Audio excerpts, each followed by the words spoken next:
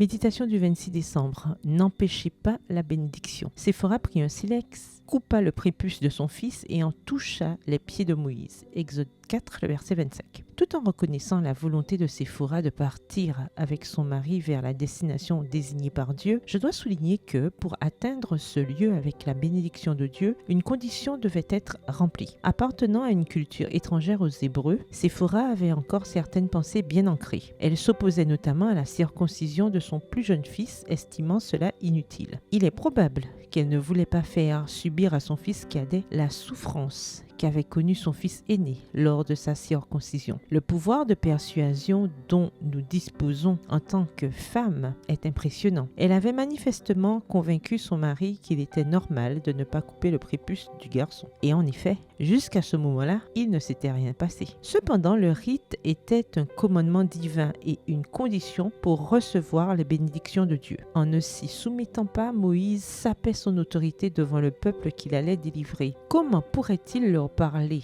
d'accomplir les ordonnances du Seigneur pour être délivré s'il avait lui-même désobéi à l'une d'elles? Le problème était explicitement que Moïse connaissait les règles, mais que, à cause de sa femme, il ne les respectait pas. Cette nuit-là, alors qu'ils dormaient, le Seigneur est venu à leur rencontre et a voulu tuer Moïse. Voir Exode 4, verset 24. Certains suggèrent qu'il s'agissait d'une rencontre semblable à celle de Jacob, d'autres qu'il s'agissait d'une maladie soudaine annonçant sa mort. Le fait important est que Séphora a compris que cela arrivait à cause de leur désobéissance à un commandement divin. La circoncision n'était pas une option pour les Hébreux, c'était une obligation. Alors Séphora elle-même a pris un silex et a circoncis son fils à contre-cœur afin de sauver son mari. Voir le verset 25 d'Exode 4. Dans le temps de détresse qui aura lieu immédiatement avant le retour du Seigneur, les justes ne pourront échapper à la mort que par le ministère des saints anges. Mais cette sécurité sera refusée aux transgresseurs de la loi de Dieu. Les messagers célestes ne peuvent protéger ceux qui violent un précepte de cette loi, quel qu'il soit. Extrait du livre Patriarches et prophètes, au chapitre 22 à la page 231, livre écrit par Ellen G. White. Faisons le nécessaire pour que la bénédiction de Dieu nous accompagne dans notre foyer et sur le chemin de la patrie céleste. Supprimons tout ce qui nous gêne. PS, heureuse de ne pas empêcher les bénédictions. Bonne